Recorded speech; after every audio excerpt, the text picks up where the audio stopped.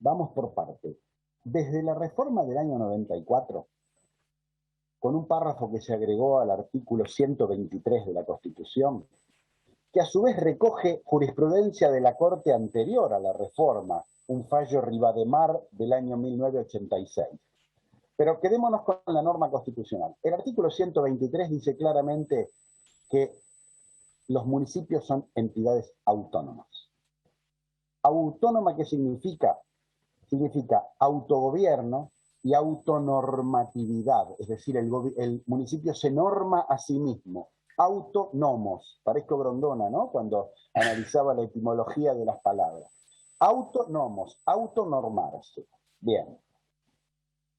Desde el año 94 para acá, ha habido una notoria ampliación en lo que es la interpretación judicial de la autonomía municipal. ¿Qué quiere decir esto? Que para los jueces y especialmente para la Corte Suprema, cada vez se le ha ido reconociendo más autonomía a los municipios. Voy a mencionar solamente 2 casos de este año, para no fatigar a la gente con datos, ¿no? Hubo un caso, Municipalidad de Arroyito, más para mediados de año, y hubo otro caso, Municipalidad de Quilmes, hace pocas semanas, donde la Corte claramente hizo una defensa acérrima de la autonomía municipal.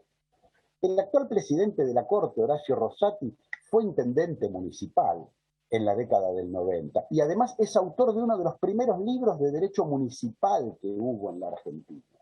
Es decir, estamos en una Corte que ha tendido a aumentar la autonomía de los municipios y presidida por un profesor de Derecho Constitucional que siempre trabajó la autonomía de los municipios y hasta la ejerció como intendente de la ciudad de Santa Fe.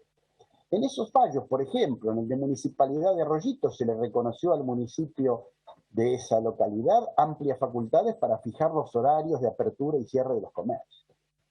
En el fallo Municipalidad de Quilmes contra la empresa ESO, la petrolera, se le reconoció autonomía al municipio para fijar las tasas que se le cobran a las estaciones de servicio.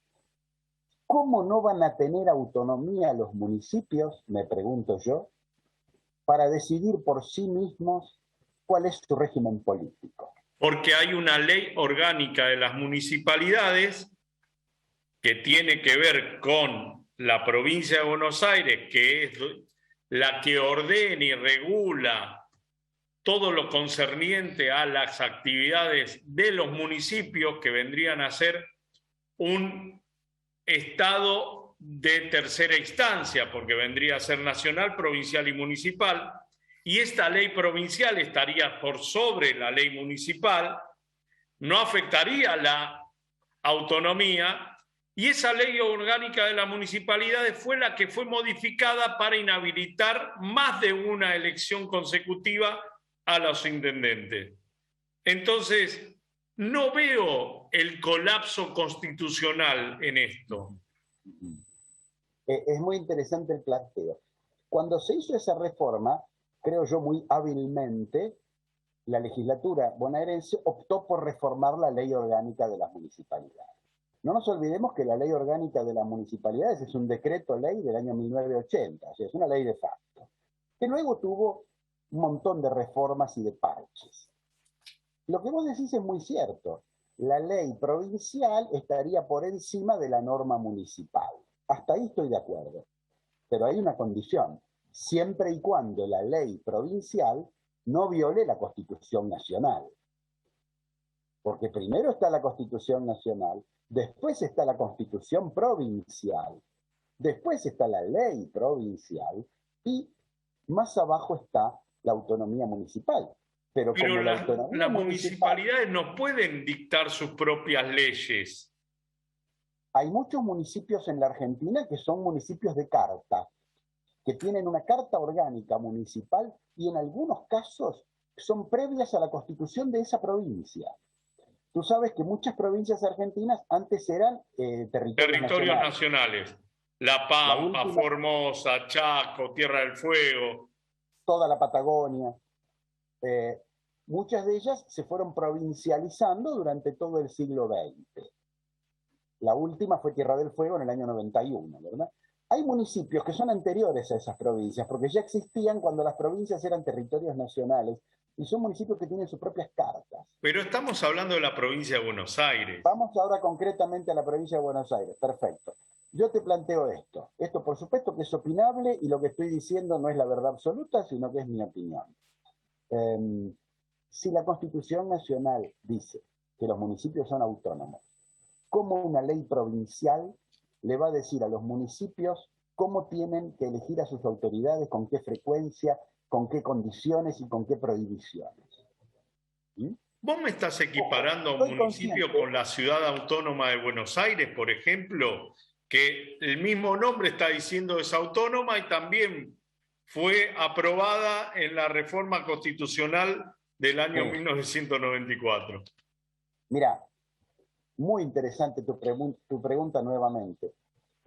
El concepto de autonomía en la Constitución Nacional está utilizado en 5 acepciones distintas. Porque la Constitución habla de autonomía provincial, tácitamente, porque en realidad no la dice, pero ya viene desde 1853. Autonomía de la Ciudad de Buenos Aires, autonomía municipal, también se habla de autonomía universitaria y también se habla de autonomía en los órganos de control, por ejemplo, el Defensor del Pueblo y la Auditoría General de la Nación. Es decir, que el constituyente utilizó el término autonomía con 5 significados distintos. Pero vamos a lo concreto. La Ciudad Autónoma de Buenos Aires tiene una autonomía casi similar a la de las provincias. Y eso lo ha ratificado la Corte en el mes de mayo de este año, cuando decidió el tema del dictado de clases, tú recuerdas, ¿no? Y ahí dijo que la ciudad tenía plena autonomía para decidir si suspendía o no suspendía las clases presenciales. Pero el concepto de autonomía municipal, insisto, fue un logro muy importante que se incorporó en el año 94. Al haberse incorporado eso a la Constitución Nacional, muchas provincias deberían haber adecuado sus constituciones provinciales para garantizar una mayor autonomía. ¿Sí? La provincia de Buenos Aires no lo ha hecho. Tú recuerdas que yo fui asesor de la Convención Constituyente de la provincia de Buenos Aires en el año 94 y justamente trabajé en la Comisión de Autonomía Municipal en aquel momento y no se logró incorporar por falta de mayorías, digamos, por falta de acuerdo con las mayorías, no se logró incorporar un artículo dedicado a la autonomía municipal, que era imprescindible para poder adecuar la Constitución provincial con la Constitución Nacional que está por encima.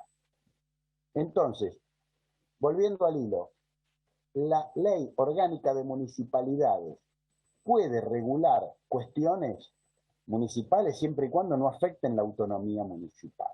A mi modesto entender, y aunque no me guste, porque yo estoy en contra de las reelecciones indefinidas, filosóficamente, está claro, ¿no? No estoy haciendo una defensa de las reelecciones indefinidas.